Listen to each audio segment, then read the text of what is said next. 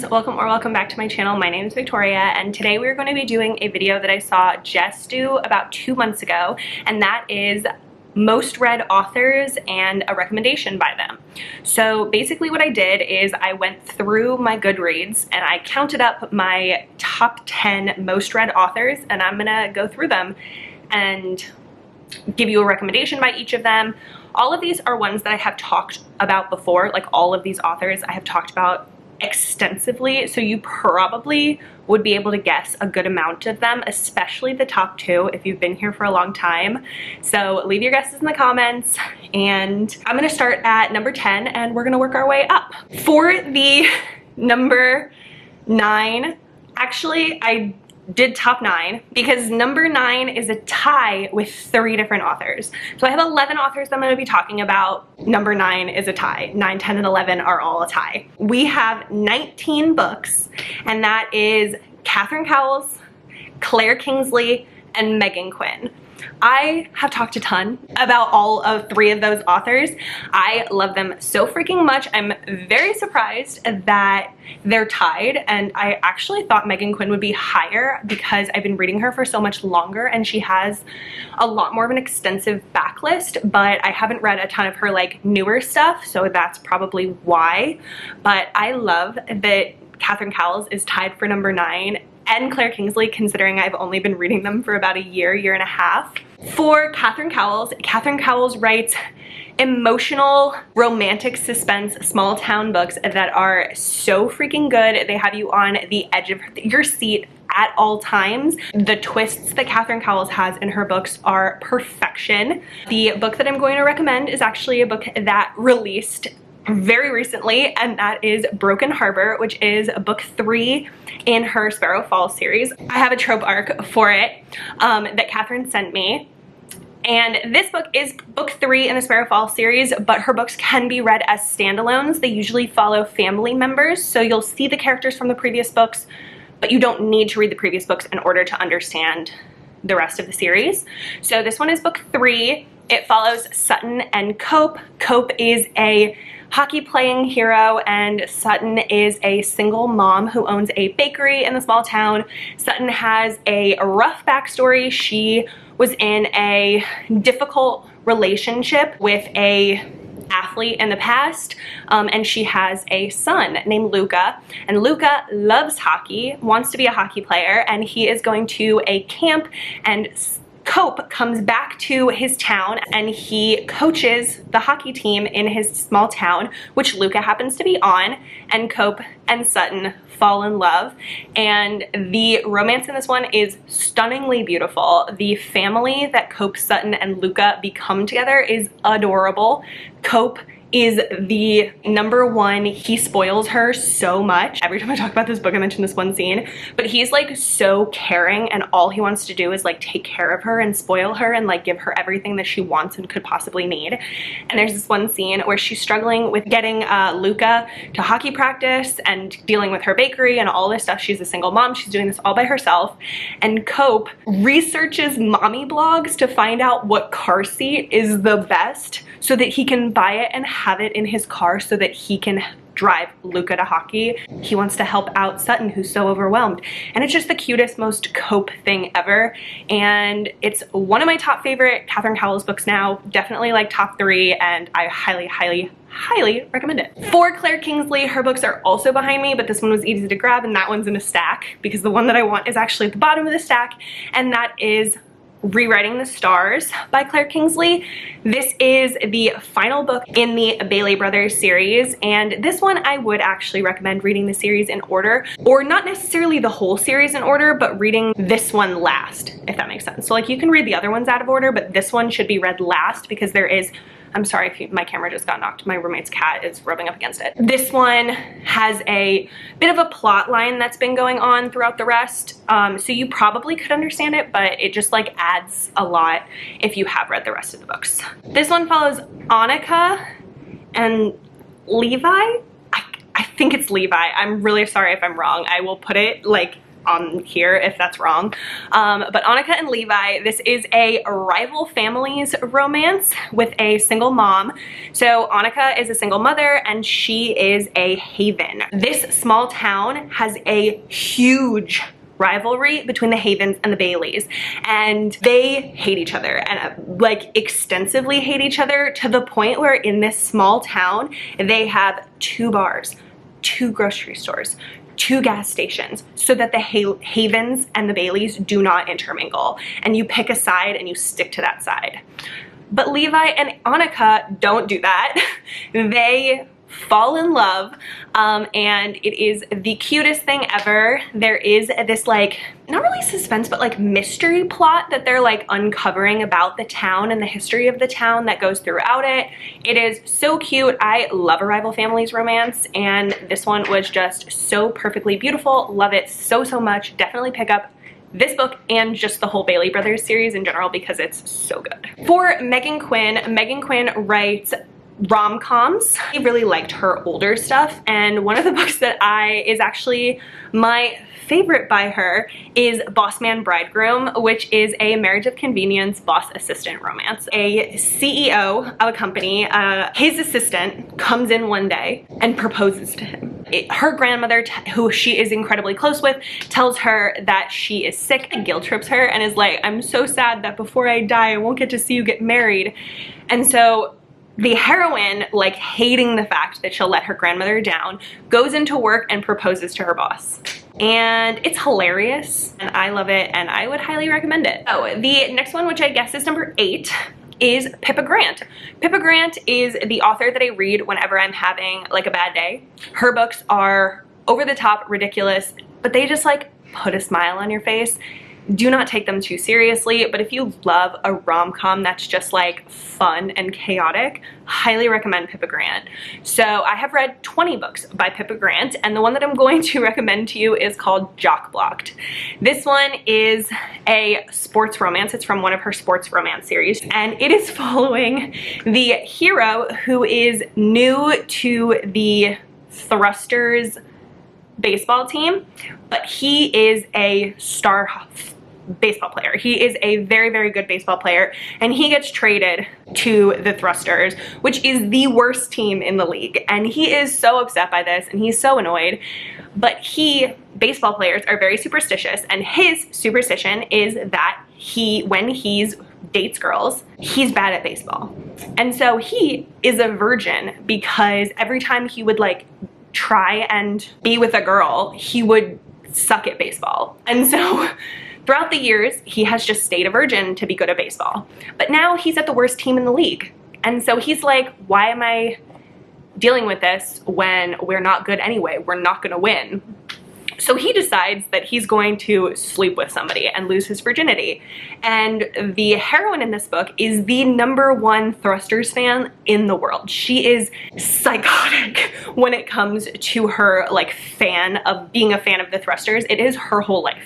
And so when she finds out that he is going to threaten his baseball ability by losing his virginity, she takes it upon herself to cock block him at every turn so that he will stay good at baseball. And it's hilarious, and they fall in love, obviously, but it's so fucking funny. So if you just want like a good time that you don't have to take too seriously, that you'll just laugh at, highly recommend Pippa Grant. Number 7 is a very different energy, and that is Tate James. So Tate James writes reverse harem books. She writes ones that do not sword cross, so these are true reverse harems. They're not poly. My favorite of hers, and the one that I actually read first, and I just reread it recently, is the Madison Kate series. So this is a series where the heroine Madison Kate hates the 3 guys that she ends up with, and the book starts with Madison Kate going to see a MMA fight when this like riot breaks out and somebody dies, and there's a lot of damage, and it's just like a black stain on the town, and it becomes called Riot Night. And Madison Kate gets blamed for Riot Night. She leaves the town. Her father sends her away to go live with her aunt. When her aunt dies and she comes back, she finds the 3 guys that she thinks are actually responsible for Riot Night and that made her take the blame living in her house.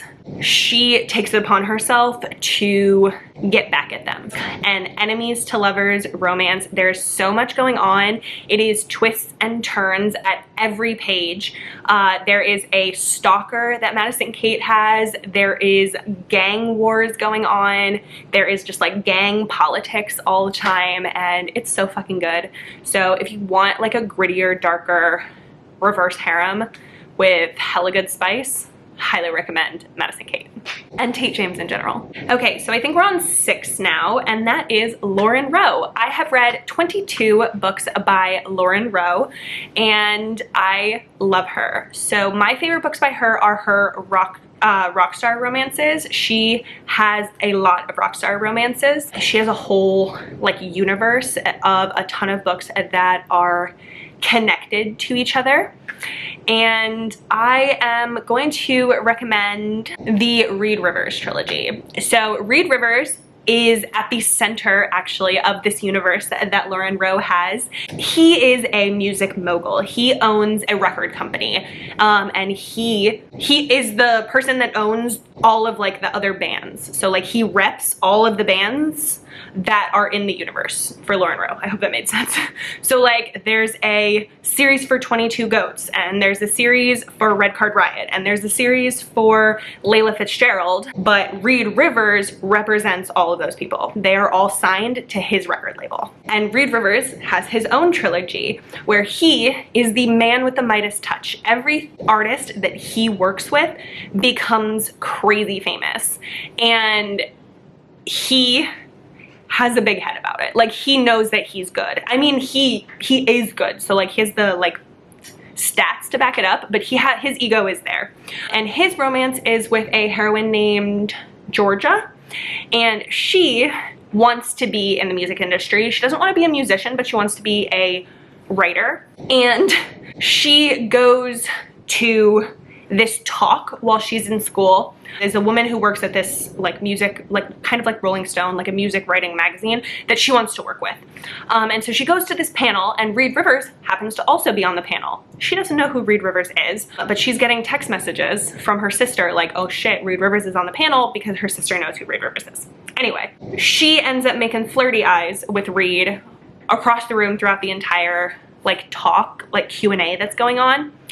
And she goes up to Reed afterwards. They flirt, but then something goes wrong. They piss each other off, but Reed still wants her. And so he finagles it so that she ends up with an internship at his company, so that he can be around her. And it's so good. They both have like extreme personalities, and it's a lot of push and pull. And Georgia is the one that like seriously needs to like bring Reed to his knees, because like I said, he's got a big ego, but it's so good. Highly, highly recommend Lauren Rowe. I don't love a whole ton of rockstar romances, but I love Lauren Rowe's. She used to work in the music industry. She knows a lot about the music industry. Her audiobooks are incredible. All the ones that are about musicians have music that she produced and wrote in the audiobooks. So highly, highly recommend. So if you read The Hate Love Duet or Smitten or Rockstar, they all have music that she produced in the audiobook. So highly recommend. There's the song from The Hate Love Duet that I listen to all the time. It's on my Spotify playlist. Okay, so I think I'm on number 5, and that is Elle Kennedy with 23 books. I have been reading Elle Kennedy since 2020. She was one of the first indie romance authors that I read on Audible Escape. I read a ton of her books. She is most well known for her hockey series, which is the Off Campus and Briar U series. My first book from her as a solo author and not as a co-writer was actually her Out of Uniform series, which are military romances that are a hella spicy. My first ever menage romance was by Elle Kennedy, which surprises so many people when I say that. They don't even know that Elle Kennedy had a poly romance, but it was an MMF romance that I read in 2020. It was from her Out of Uniform series. And that's not the one that I'm going to be talking about because I don't think I could like give you an actual plot line for it, but I always thought it was hilarious that she was technically my first poly romance. The book that I am going to recommend from Elle Kennedy is going to be one of her hockey series. I'm sorry, it's just the ones that I like have to talk about, but it's going to be from the Briar U series, not from the Off-Campus series. So my favorite Briar U book, and possibly one of my top favorite Elle Kennedy books ever. It's definitely over some of the ones from from Off-Campus, but that is The Risk. This book is so good. It is about Brenna, who is the daughter of the coach of the Briar U hockey team. So he is the coach that is featured in the Off-Campus series. But she is his daughter, and her name is Brenna, and she wants to be a sports reporter. But she's a woman, and it is very hard to be a woman in sports reporting. And so she desperately wants this internship, but the guy who's interviewing her does not take her seriously at all. He is very much a women belong in the kitchen and men belong talking about sports kind of dude. And she's upset, rightfully so. She has a big personality. She is badass, and she does not want to take this lying down, and so she happens to have it come out of her mouth. She happens to mention that she is dating the star of the Harvard hockey team, whose name I can't remember at this moment, but she is not dating him. She actually hates him. The Harvard and Briar U teams are rivals, so it is a rival coach's daughter romance, and it's so good. When they get to know each other, she ends up realizing how much of a sweetheart he is, and it's so cute. Highly, highly recommend it. Number 4 is one that really, really excites me because that's Helena Hunting. So I have read 27 Helena Hunting books, and I actually work for Helena Hunting. So this was very, very exciting to see her so high up on this list. I have read 27 Helena Hunting books, and the one that I'm going to talk about is her most recent book because I fucking love it, and it just came out recently. It came out in November, and that is If You Need Me, book 3 from the Toronto Terror series. So Helena has a lot of hockey romances. That is like the majority of what she writes. She does have some other ones that are not hockey, but the majority of her books are hockey romances. She wrote the Puck series, All In, Lies, Hearts, and Truths, all hockey adjacent hockey series. The Toronto Terror is another hockey series. So If You Need Me is book 3, but like I said for Katherine Cowell's, you can read this out of order. You will see the characters from the previous books. Them being together is not a spoiler. It's romance, they end up together, so you'll see characters from previous books, but you'll still be able to understand this one, and if you want to go back to those ones, you can go back to those ones. You can read them entirely out of order. It is okay. So this one, If You Need Me, is about Dallas and Hemi. Dallas has had a crush on Hemi for years. I'm talking since like 3rd grade. He has had a crush on her. They grew up together, they went to high school together, and now they work together for the Toronto Terror, a hockey team. She is the PR manager and he is one of the guys on the team. He was very popular in high school and Hemi was very not. She has a big personality. She is badass. She is take no shit. But if you're from a small town and you're a girl, people don't like if you express your opinion. She was not respected. And when she was in high school, she had a really hard time and she was bullied by a lot of people. And Dallas, being a dumb idiot in high school, did not stop them. And he watched his friends do this and he didn't say anything. So Hemi blames him a lot for what she went through in high school. But now they work together. She still hates him. He loves her. She has no idea.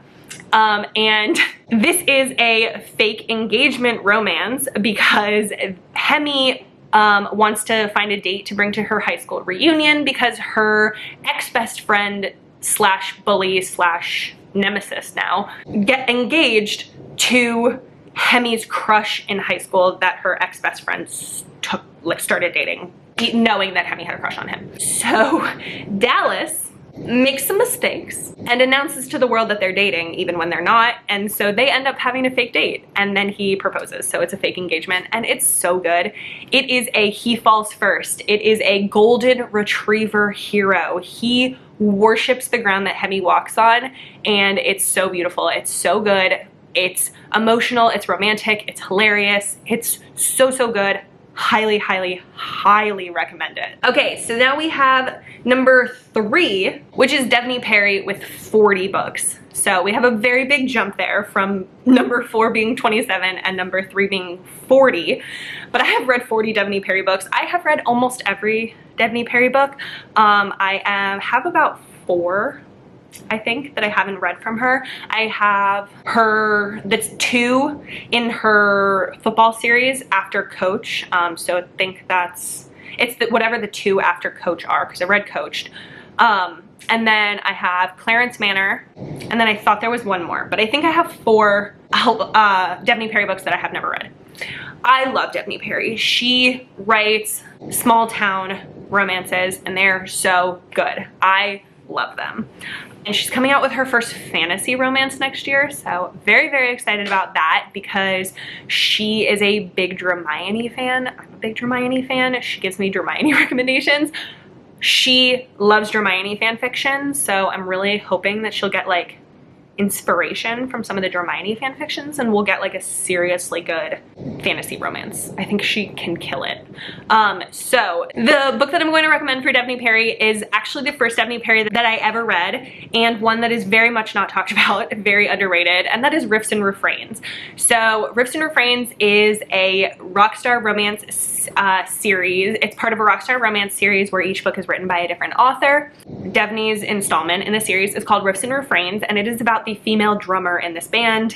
And this one is a small town romance because the heroine left the small town that she grew up in when she was younger because she wanted to pursue being a drummer, and nobody supported that in her family. And so she hasn't spoken to her family aside from her grandmother in years, not since she left her small town. And she comes back to her town because her grandmother died. And so she goes back for the funeral, and she gets confronted by her family who does not support her, who she does not get along with, and then also her ex-boyfriend from when she was in high school, who is now a single dad. And they broke up when she left to become a drummer, and they have a little bit of unfinished business going on, but this is a very emotional book. I cried during reading this book. It was right around the time that my grandmother died that I read it, so it's very emotional for that. I love the way that the hero ends up supporting her, and it's so good. Highly recommend. It's very underrated. Okay, number 2. This is the one that I was very sure people would be able to guess, especially, and number 1. 1 and 2, it was very obvious because number 2, I have read 42 books by this author because I have read every single book that this author has ever written, and that is Eden Finley. I love Eden Finley. Like I said, I've read every single book that she's ever written, and that includes her co-writes with Tate James, and I love them. I love them so, so much. I just recently read 2, I've read 2 of them this month. She had 2 releases recently, and I read both of them this month. I love her so much. She writes romances.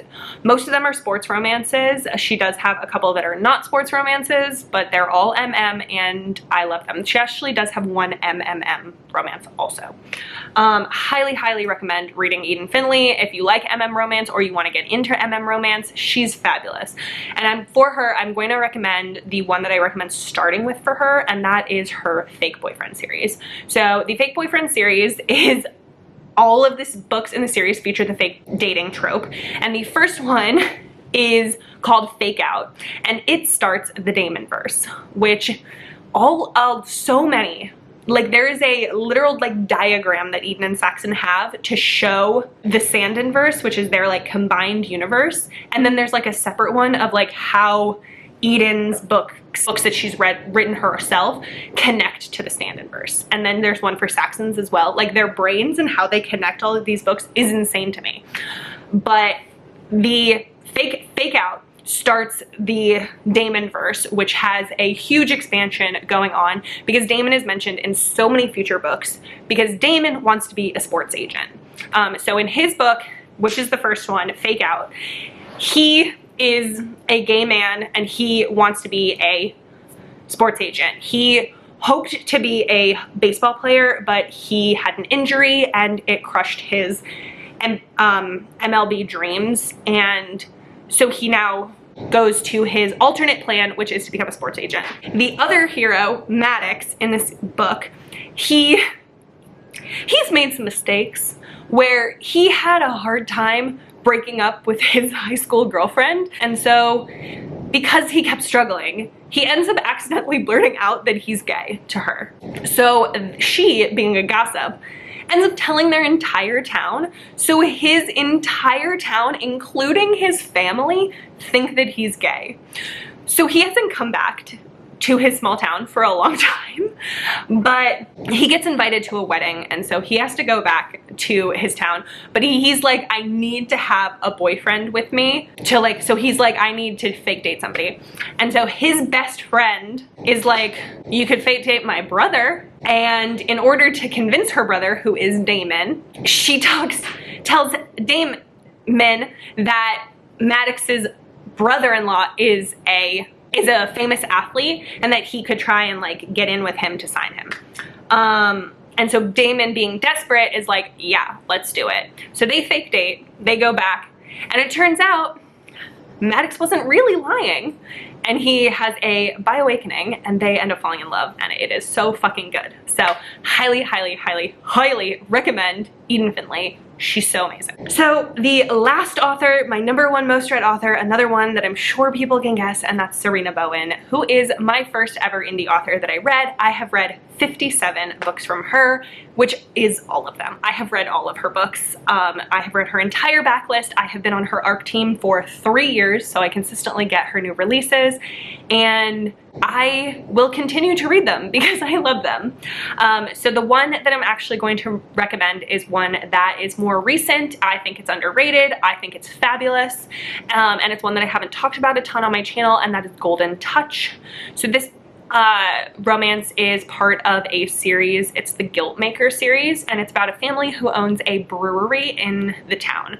The heroine in this one is not part of the Guiltmaker family, but she works at the brewery. She is like the right-hand assistant who keeps things organized to the owner of the brewery. But when the owner of the brewery has a medical emergency and has to be in the hospital, he needs somebody to come run the brewery, and so his son gets called in to run the brewery, and his son and the father do not get along because the son went to work for somebody else. He comes to work for the brewery, and they have to work closely together, and they also end up sharing an apartment because the apartment that he thought that he was going to be able to be living in, she's living in, and then they're like, okay, whatever, we'll just share. There's also a romantic suspense element to it because the heroine's ex-boyfriend is trying to find her and is after her, so she like gets paid in cash and everything.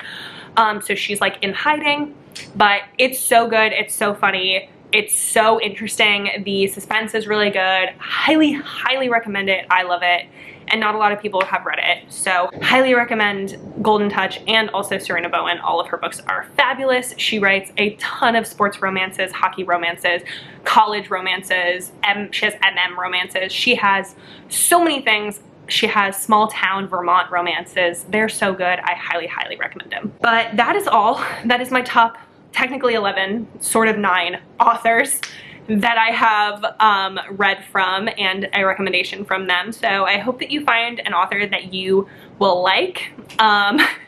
Let me know in the comments if you did guess it correctly. I will be not surprised if people got it right. It was very easy. I got it right. I guessed my top 2 at least. But that's gonna be it for this video. So like this video if you liked it, subscribe, stick around, see more content from me, and I hope that you have the absolute best day.